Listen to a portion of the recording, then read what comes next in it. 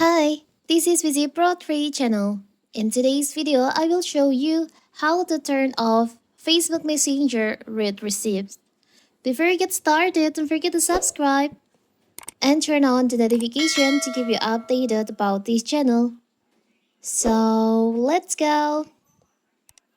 By default, Facebook Messenger user receive and read receipt whenever their message has been read. That's a rather helpful feature that lets you know the recipient has been informed. However, sometimes those receipts can work against you.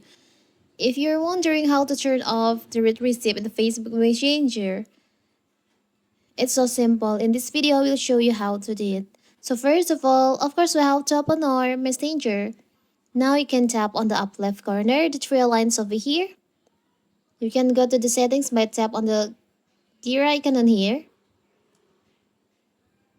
Now you can just scroll down. You can go to the privacy and safety. You can scroll down. There is an option, read receipts. You can just tap on that. When this read receipt active, so people will be able to see when you are read your message. Now you can just turn off by tap on the toggle on here. So now people won't be able to see when you've read their messages, and you won't be able to see when they've read yours.